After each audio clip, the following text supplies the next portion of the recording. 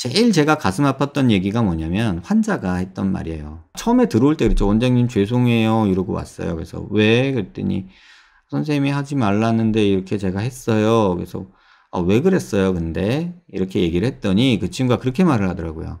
"선생님 10 군데 상담을 다녀봤어요. 그런데 한두 군데에서는 선생님처럼 얘기하고요. 8 군데에서는 이렇게 이렇게 하면 좋아진다고 다 얘기해요. 그러면 그 8 군데에서 원장님 좀 마음에 들고 병원 좀 마음에 들고 가격도 좀 마음에 드는 데에서 수술을 했던 거예요." 이렇게 얘기를 하더라고요. 너무나 자연스럽죠. 아니 10명 중에서 8 명이 된다 그러고 2 명이 안 된다고 하면 아니 나라도 8명 말 듣고 싶겠다. 그리고 나라도 8명 말 따라갈 것 같아요. 근데 여러분 그렇지 않은 경우가 많아요. 특히나 성형은 여러분이 듣고 싶은 말을 해 주고 싶어 하는 사람들이 많기 때문에 여러분들이 그 부분에서 쪼끔 중심을 잡지 않으면 굉장히 큰 후회가 있고 또 그 문제를 해결하기 위해서 또 다른 수술과 또 다른 치료와 이런 것들을 검색하면서 밤을 보내야 되는 그런 상황이 벌어질 수 있어요. 제가 제목을 당신이 모르는 사각턱 수술이라고 적었던 이유가 그냥 뭐 블로그니 유튜브에서도 댓글에 질문 그런 거 많이 달려요. "피질골 절골하면 그래도 갸름해지지 않아요?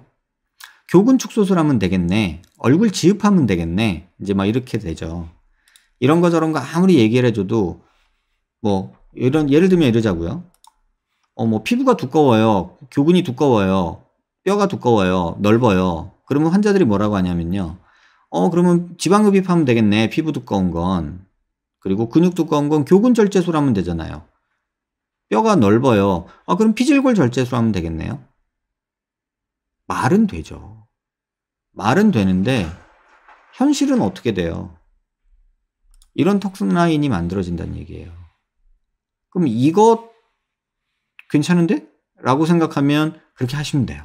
근데 이거 '이거?' 이렇게 되면 쪼끔 신중해지실 필요가 있다는 얘기예요. 정답은 없어요. 어떤 분은 이게 이쁘다고 할 거고 어떤 분은 이게 낫다고 할 거예요. 그건 사람마다 달라요. 어떤 분은 이게 좋다고 그럴 거고 어떤 분은 이게 낫다고 그럴 거고 이게 좋다고 그럴 거고 정말 다양하게 나타날 거예요. 정답 없어요. 저는 이게 나쁘다고 생각 안 해요. 다만 요새 트렌드에는 이거는 쪼끔 뭐랄까 옳지 않은 느낌은 들어요. 그러니까 그 선을 찾는 게 굉장히 어렵죠. 그래서 환자분의 직업이나 뭐 주변 상황, 나이 이런 것도 제가 확인하는 이유가 그런 이유예요. 또 하나는 의사들하고 상담을 병원을 많이 자꾸 다니다 보면서 여러분들이 착각할 수 있어요. 이렇게 하고 이렇게 하면 자 피질골 줄고 턱끝 빼고 사각턱 자르고 그럼 당연히 갸름해지는 거 아니야? 말만 들으면 완전 막 이렇게 V라인 돼야 되잖아요.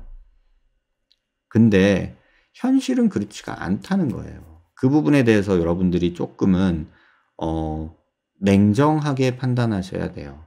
그리고 그렇게 얘기를 해 준다 해도 실제로는 본인이 듣고 싶은 얘기가 아니기 때문에 그 얘기를 배척하게 돼요. 그리고 본인이 듣고 싶은 얘기를 해 주는 의사를 찾아가게 돼요.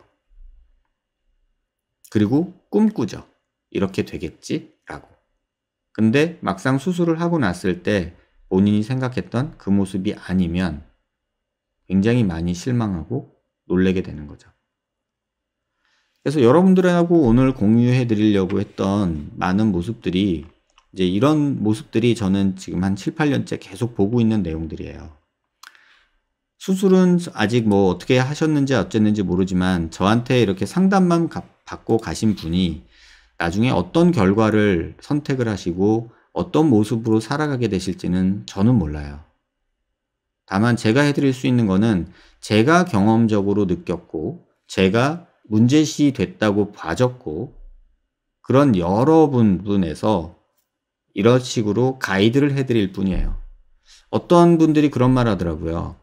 "선생님은 이렇게 수술을 조금 과하게 하시는 스타일이세요? 어떤 스타일이세요?" 라고 물어보시더라고요. 근데 사실 제가 어렸을 때 한 10년 전 요때만 해도 그냥 많이 자르는 게 대세였던 시절이니까. 근데 요새 저한테 그런 질문을 하면 저는 스타일이 없어요. 그냥 환자분들한테 얻어진 경험과 제가 배운 의학 지식을 짬뽕해서 저만의 어떤 가이드라인 정도는 있어요. 근데 그것도 이 안에 있어야 절대적으로 옳다, 그런 것도 아니에요. 또 어떤 사람은 과한 걸 좋아하고 어떤 사람은 굉장히 보수적인 걸 좋아할 수도 있고, 그래서 상담실에서 직업도 물어보고 뭐 다른 얘기도 해보고, 결혼하셨어요? 아이 있어요? 남편은 무슨 일 하세요? 남편은 수술한다니까 뭐래요? 이런 얘기까지 제가 물어보는 이유는 결국은 평가를 주변에서 했을 때 그 평가가 환자분의 멘탈을 좌지우지하고 흔들어요. 그러면 환자가 또 움직일 수 있다는 얘기예요. 그러면 계속해서 수술과 수술을 쫓아다니게 되는 거예요.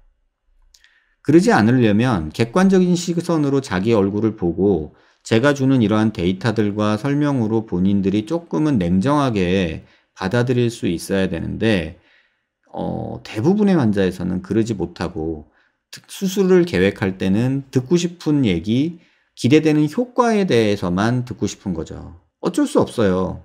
뭐 예를 들면 제가 운동화를 샀어요. 그러면 살 때 야 인제 운동화 샀으니까 인제 밤마다 이렇게 나가 가지고 운동하고 그래서 살도 빼고 그래야지 이랬는데, 뭐 운동화 산다고 운동 몇 번이나 해요. 현실은. 안 그러잖아요, 우리. 저만 그런가요? 그런 식으로 기대되는 효과, 내가 운동화를 사야만 되는 이유, 막 이런 것들을 막 합리화를 시키지만 현실은 못 그럴 수가 많다는 거죠. 그럴 때 뼈 때리는 얘기 또는 막 냉정한 얘기, 객관적인 얘기 들으면 부정하게 돼요. 그래서 사각턱 수술을 준비 중이시거나 또는 사각턱 수술 후에 마음고생하시는 분이나 또는 뭐 재건을 계획하시는 분들도 한 번은 좀 이렇게 멀찌감치 내 얼굴을 객관적으로 보는 시간을 조금 여유롭게 가져보시길 제가 꼭 권해드릴게요.